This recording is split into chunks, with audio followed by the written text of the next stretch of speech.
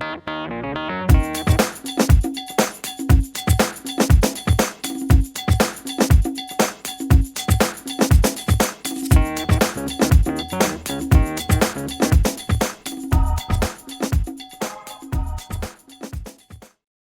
শিক্ষা ও গবেষণা কেন্দ্রের জিএস কোর্সে স্বাগত জানাচ্ছি আমি আনোয়ার। আজকের লেকচারে আমরা আর্কজিএস এর অন্যতম একটি মডিউল আর্ক ক্যাটালগ সম্পর্কে আলোচনা করব। আজকের লেকচারে আমরা আর্ক ক্যাটালগ কি, এর ফাংশনগুলো কি, এ বিষয় নিয়ে আলোচনা করব।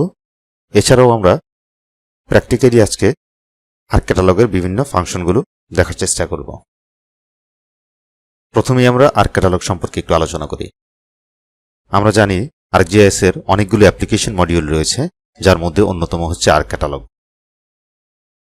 আর্ক ক্যাটালগের মাধ্যমে মূলত জিওগ্রাফিক ডেটা, জিওগ্রাফিক ইনফরমেশনকে অর্গানাইজ করা হয়, একে ম্যানেজ করা হয় এবং সাথে সাথে জিও প্রসেসিং টুলগুলোকেও অর্গানাইজ এবং ম্যানেজ করা হয়ে থাকে। আমরা যদি আর্ক ক্যাটালগের মেইন ফাংশনগুলো দেখি বা মেইন টাস্কগুলো দেখি, তাহলে দেখব এর মাধ্যমে আমরা জিওগ্রাফিক ডেটা বা ফাংশনগুলোকে ব্রাউজ করতে পারি, এগুলোকে খুঁজে বের করতে পারি। এর মাধ্যমে আমরা ডেটা ফাইলের যে মেটাডাটা থাকে তা রেকর্ড করতে পারি, তা ভিউ করতে পারি এবং ম্যানেজ করতে পারি। আর্ক ক্যাটালগ জিও ডেটাবেস যে ডেটা মডেলগুলো রয়েছে সেগুলোকে ডিফাইন করতে, এক্সপোর্ট করতে এবং ইম্পোর্ট করতে সহায়তা করে থাকে। এছাড়াও এর মাধ্যমে আমরা লোকাল নেটওয়ার্ক অথবা ওয়েব থেকে ডেটা সার্চ করতে পারি এবং সাথে সাথে বিভিন্ন ফাইল, জিও ডেটাবেস এবং জিএস সার্ভিসগুলোকে অ্যাডমিনিস্ট্রেশন এবং ম্যানেজের জন্য আর্ক ক্যাটালগ সহায়তা করে থাকে।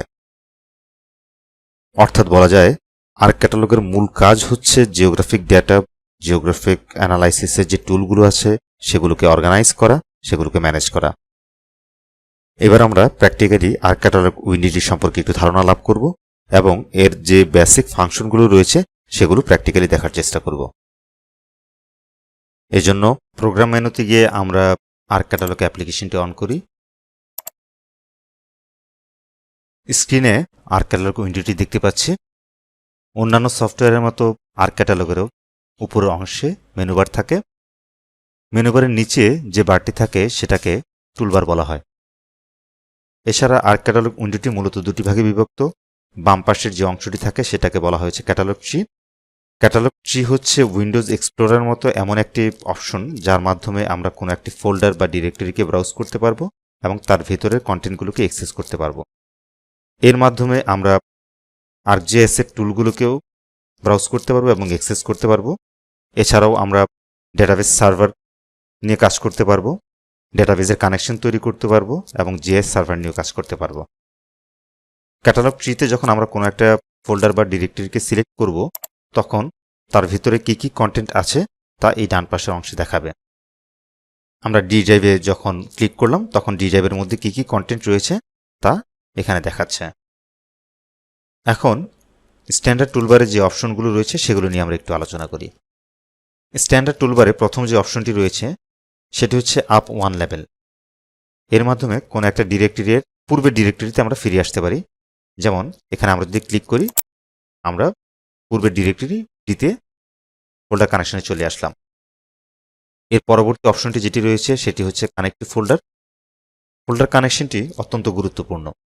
কোনো একটা প্রজেক্টের ওয়ার্ক যখন আমরা করি তখন সেইটা ডেটাবেসকে অ্যাক্সেস করার জন্য বারবার আমাদেরকে ফোল্ডার ব্রাউজ করে যেতে হয়। সেই সময়টা বাঁচানোর জন্য আমরা সাধারণত সেই প্রজেক্টের ফোল্ডারটাকে কানেক্ট করে নিই। এতে সুবিধা হচ্ছে আমরা খুব সহজেই সিঙ্গেল একটি ক্লিকের মাধ্যমে সেই ফোল্ডারে চলে যেতে পারবো এবং এর মাধ্যমে আমাদের প্রচুর সময় বেঁচে যাবে। আমরা এখন দেখব কিভাবে একটি ফোল্ডারকে কানেক্ট করতে হয়। কোন একটি ফোল্ডারকে কানেক্ট করার জন্য আমরা কানেক্টিভ ফোল্ডার অপশনে ক্লিক করব। সাথে সাথে আমরা কানেক্টিভ ফোল্ডার নামে একটি উইন্ডো দেখতে পারবো, যার মাধ্যমে আমরা যে ফোল্ডারটাকে কানেক্ট করতে চাচ্ছি সেই ফোল্ডারটাকে ব্রাউজ করতে পারবো। আমরা মাই কম্পিউটারে গিয়ে ডি ড্রাইভে সিজারবিডি, geographic information system, tutorial data, introduction to ArcCatalog এটাকে সিলেক্ট করে আমরা ওকে করে দেই। আমরা দেখতে পাচ্ছি ক্যাটালগ ট্রিতে নতুন একটি ফোল্ডার কানেকশন তৈরি হয়েছে। এখন আমরা যেখানেই থাকি না কেন এই ফোল্ডার কানেকশনে ক্লিক করার সাথে সাথেই আমরা এর কন্টেন্টে সরাসরি অ্যাক্সেস করতে পারবো। স্ট্যান্ডার্ড টুলবারের পরবর্তী অপশনটি হচ্ছে ডিসকানেক্ট ফোল্ডার। এর মাধ্যমে আমরা যে ফোল্ডারটিকে কানেক্ট করলাম সেটাকে ডিসকানেক্ট করতে পারি। এর পরের অপশনটি হচ্ছে কপি, অর্থাৎ কোনো একটি ডিরেক্টরি, ফোল্ডার অথবা ডেটাকে কপি করার জন্য এটি ব্যবহার করা হয়। এছাড়া যে অপশনগুলো রয়েছে এগুলো হচ্ছে কন্টেন্ট ভিউতে আমরা বিভিন্ন ফোল্ডার, ডিরেক্টরি অথবা ডেটাকে কিভাবে দেখব সেগুলো। প্রথমটি হচ্ছে আইকন আকারে দেখার জন্য, সেকেন্ড অপশনটি হচ্ছে আমরা যদি লিস্ট আকারে দেখতে চাই, থার্ড হচ্ছে আমরা যদি ডিটেইল দেখতে চাই, এবং ফোর্থ হচ্ছে থাম্বনেইল ভিউ দেখার জন্য। স্ট্যান্ডার্ড টুলবারে পরের যে অপশনটি রয়েছে সেটি হচ্ছে আর্ক ম্যাপ। এখানে ক্লিক করার মাধ্যমে আমরা সরাসরি আর্ক ম্যাপ অ্যাপ্লিকেশনটিকে অন করতে পারি। এরপরে রয়েছে ক্যাটালগ ট্রি। যদি কখনো কোনো কারণবশত আর্ক ক্যাটালগ উইন্ডোতে ক্যাটালগ ট্রি না থাকে তাহলে এই অপশনে ক্লিক করে আমরা ক্যাটালগ ট্রিটি নিয়ে আসতে পারি। এরপরের অপশনটি হচ্ছে সার্চ অপশন। এখানে ক্লিক করার সাথে সাথে একটি সার্চ উইন্ডো চলে আসবে। এছাড়া রয়েছে টুলবক্স অপশন। এখানে ক্লিক করে আমরা আর্ক ক্যাটালগের যে টুলগুলো আছে সেগুলোকে ব্রাউজ করতে পারবো। আমরা এখানে আর্ক ক্যাটালগ টুলবক্সটি দেখতে পাচ্ছি। পরবর্তীতে রয়েছে পাইথন অপশন, যেখানে আমরা কোনো প্রোগ্রাম লিখতে পারবো, এবং এর পরবর্তীতে রয়েছে মডেল বিল্ডার। এটাই হচ্ছে মূলত আর্ক ক্যাটালগের স্ট্যান্ডার্ড টুলবার। এবার আমরা আসি কিভাবে আর্ক ক্যাটালগের মাধ্যমে জিওগ্রাফিক ডেটা এক্সপ্লোর করা যায় এবং সেটার প্রিভিউ দেখা যায়। আমরা যে ফোল্ডারটিকে কানেক্ট করলাম সেই ফোল্ডারের ভিতরে পুর সেটেলমেন্ট ম্যাপিং নামে আরও একটি ফোল্ডার রয়েছে। তার ভিতরে আমাদের আরও 3টি সাব ফোল্ডার রয়েছে। একটি হচ্ছে ইমেজ, ম্যাপ এবং শেপ ফাইল। শেপ ফাইল হচ্ছে ইএসআরআই স্ট্যান্ডার্ড জিআইএস ডেটা ফরম্যাট। আমরা যদি শেপ ফাইলে ক্লিক করি তাহলে এখানে অসংখ্য শেপ ফাইল দেখতে পাচ্ছি। এটাকে আমরা ডিটেল আকারে দেখি। আমরা যে শেপ ফাইলগুলো এখানে দেখছি এগুলো হচ্ছে সেটেলমেন্ট ম্যাপিংয়ের জন্য প্রয়োজনীয় সব শেপ ফাইল। আমরা যদি কোনো একটি শেপ ফাইল বা ডেটাকে প্রিভিউ করতে চাই তাহলে সেই শেপ বা ডেটাকে আমরা সিলেক্ট করে তার প্রিভিউ দেখতে হবে। আমরা এখানে পৌরসভা বাউন্ডারি নামে যে শেপটি ছিল সেটাকে সিলেক্ট করি এবং তার প্রিভিউ দেখি। আমরা তার প্রিভিউ দেখতে পাচ্ছি। এছাড়াও আমরা যদি অন্য কোনো ফিচার বা অন্য কোনো ডেটা প্রিভিউ দেখতে চাই আমরা সিম্পলি এখানে ক্লিক করলেই তার প্রিভিউ দেখতে পারবো। আমরা এখানে পুর সেটেলমেন্ট উইথ সিঙ্গেল এই অপশনটিকে আমরা ক্লিক করলাম। এখানে আমরা তার প্রিভিউ দেখতে পাচ্ছি। প্রিভিউ অপশনে যখন যাব তখন নিচে আমরা একটি ড্রপডাউন মেনু দেখব। এখানে দুটি অপশন রয়েছে, একটি হচ্ছে টেবিল, একটি হচ্ছে জিওগ্রাফি। জিওগ্রাফি অপশনের মাধ্যমে আমরা একটি ডেটার স্পেশাল ভিজুয়ালাইজেশন করে থাকি, এবং টেবিল অপশনটা যদি সিলেক্ট করি তাহলে এই ডেটার সাথে যে অ্যাট্রিবিউট টেবিলটি আছে সেটি আমরা এখানে দেখতে পারি। এর পরবর্তীতে ডেসক্রিপশন অপশনের মাধ্যমে আমরা এই শেপ ফাইলের ইনফরমেশন দেখতে পারবো। ডেসক্রিপশন মানে হচ্ছে এই ফাইলটির নাম কি, এটার মধ্যে কি কি জিনিস আছে, এটা কবে তৈরি করা হয়েছে, অর্থাৎ এই ফাইলটার একটা হিস্ট্রি আমরা জানতে পারবো। এটাকে সাধারণত মেটাডেটা বলা হয়। মেটাডেটা হচ্ছে ডেটা অ্যাবাউট ডেটা। এখন আমরা দেখতে পাচ্ছি এই ডেটাটার কোনো থাম্বনেইল নেই, এবং সামারির মধ্যে কোনো সামারি এখানে দেওয়া নেই, কোনো ডেসক্রিপশন এখানে দেওয়া নেই, কোনো ক্রেডিট এখানে দেওয়া নেই, শুধুমাত্র এর এক্সটেন্ট এখানে দেওয়া আছে। আর্ক ক্যাটালগের মাধ্যমে কোনো একটা ডেটার ডেসক্রিপশন আমরা তৈরি করতে পারি। সেজন্য আমরা এখানে এডিট অপশনে যাব। এডিট অপশনে গিয়ে আমরা তার টাইটেলটি পরিবর্তন করতে পারি যদি প্রয়োজন হয়। এছাড়া আমরা এখানে কোনো ট্যাগ দিয়ে দিতে পারি। এখানে আমরা সামারি লিখতে পারি। এই শেপ ফাইলটিতে পুয়ার সেটেলমেন্টের ডিস্ট্রিবিউশন দেখানো হয়েছিল। এখন আমরা এর একটা সামারি লিখে দিই।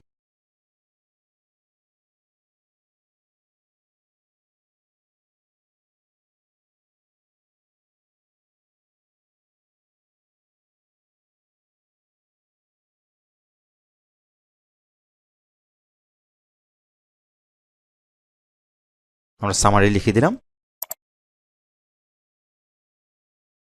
এটা ক্রেডিট লিখে দিলাম কারা তৈরি করেছে।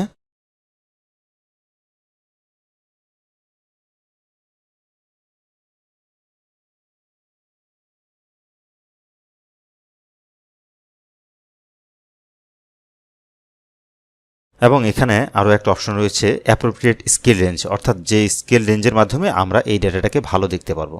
এটা আমরা বাই ডিফল্ট রেখে দিলাম এবং এক্সটেন্ড সে অটোমেটিক্যালি এটা নিয়ে নিয়েছে। এখন যদি আমরা সেভ করে দিই তাহলে দেখতে পাচ্ছি সামারি অপশনে লেখা আছে distribution of poor settlements in Comilla city, যেটা আমরা ইনপুট করলাম। ডিসক্রিপশন দেওয়া নেই, ক্রেডিট লিখে দিলাম সেন্টার ফর আরবান স্টাডিজ, এটাও এখানে চলে এসেছে এবং তার এক্সটেন্ট স্কেল রেঞ্জ অটোমেটিক্যালি এখানে চলে এসেছে। তাহলে কোনো ডেটা ভিউ এবং তার ডিসক্রিপশন বা মেটা ডেটা দেখা বা এডিট করার জন্য আমরা আর্ক ক্যাটালগকে ইউজ করতে পারি। আর্ক ক্যাটালগের অন্যতম একটি টুল হচ্ছে জিওগ্রাফি টুল। এর মাধ্যমে প্রিভিউ অপশনে থাকা অবস্থায় আমরা স্পেশাল ডেটাকে এক্সপ্লোর করতে পারি। জিওগ্রাফি টুলের প্রথমে যেটি রয়েছে সেটি হচ্ছে জুম ইন এবং জুম আউট অপশন। এর মাধ্যমে কোনো ডেটাকে আমরা জুম করে দেখতে পারি এবং প্রয়োজন মতো সেটাকে আবার জুম আউট করে নিতে পারি। এছাড়াও আমরা মাউসের মাধ্যমে স্ক্রল করেও জুম ইন জুম আউট করতে পারি। এর পরে যে অপশনটি রয়েছে সেটি হচ্ছে প্যান অপশন। এর মাধ্যমে আমরা কোনো একটি ডেটাকে একই স্কেলে রেখে এক জায়গা থেকে আরেক জায়গায় শিফট করে দেখতে পারি। পরবর্তী অপশনটি হচ্ছে ফুল এক্সটেন্ট। এই অপশনে ক্লিক করা মাত্রই পুরো ডেটাবেসটি, অর্থাৎ স্পেশালি সে যতটুকু এক্সটেন্ট নিয়ে আছে সে ডেটাটি এই উইন্ডোর মধ্যে চলে আসবে। আমরা দেখতে পাচ্ছি পুরোটাই এখানে চলে এসেছে। পরবর্তীতে যে দুটি অ্যারো রয়েছে এগুলো পূর্বের বা পরের এক্সটেন্টে যাওয়ার জন্য কাজ করে। এর পরবর্তীতে যে টুলটি রয়েছে সেটি হচ্ছে আইডেন্টিফাই। এটি একটি গুরুত্বপূর্ণ টুল। এর মাধ্যমে কোনো একটি শেপে ক্লিক করে তার ইনফরমেশন আমরা পেতে পারি। যেমন আমরা এখানে যে শেপটিকে ক্লিক করলাম সেটা হাইলাইট হয়ে সিলেক্ট হলো এবং এখানে আমরা তার ইনফরমেশন দেখতে পাচ্ছি।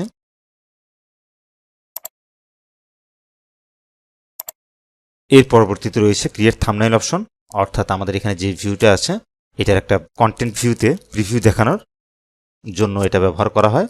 আমরা প্রথমে ফুল এক্সটেন্টে চলে যাই, দেন আমরা যদি এখানে ক্লিক করি তাহলে এটা একটা থাম্বনেইল ক্রিয়েট হয়ে গেল। এখন এই থাম্বনেইলটা আমরা দেখতে হলে আমাদেরকে যেতে হবে কন্টেন্ট ভিউতে। কন্টেন্ট ভিউতে গেলে আমরা এখন দেখতে পাচ্ছি এখানে এটা থাম্বনেইল দেখাচ্ছে। আরও ভালোভাবে বোঝার জন্য আমরা এই শেপ ফাইল ফোল্ডারে ক্লিক করি এবং এখানে গিয়ে থাম্বনেইল অপশনে যাই। এখানে আমরা দেখতে পাচ্ছি আমরা যে শেপ ফাইলটি একটু আগে ইউজ করলাম, যেটা থাম্বনেইল ক্রিয়েট করলাম, সেটারই শুধুমাত্র একটি প্রিভিউ দেখাচ্ছে আর বাকিগুলোর কোনো প্রিভিউ এখানে দেখাচ্ছে না। এইভাবে আমরা চাইলে প্রত্যেকটি ফাইলের একটি প্রিভিউ তৈরি করতে পারি, যা দেখে আমরা অনুমান করতে পারবো সেই শেপ ফাইলটিতে কি আছে।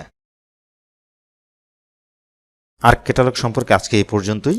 শেষ করার আগে আমরা আজকের লেকচারটি একটু সামারি করে নেই। আজকে আমরা জানলাম আর্ক ক্যাটালগ কি, এর মেইন ফাংশনগুলো কি। এরপর আমরা আর্ক ক্যাটালগের উইন্ডোটি সম্পর্কে একটু ধারণা লাভ করলাম এবং আমরা জানলাম কিভাবে একটি ফোল্ডারকে কানেক্ট করতে হয়, কিভাবে একটি ডেটার ডিসক্রিপশনকে আমরা এডিট করতে পারি, কিভাবে আমরা কোনো একটা ডেটার থাম্বনেইল ভিউ ক্রিয়েট করতে পারি এবং কিভাবে আমরা কোনো ডেটাকে এক্সপ্লোর করতে পারি। তাহলে আজকে এই পর্যন্তই। সাথে থাকার জন্য সবাইকে ধন্যবাদ।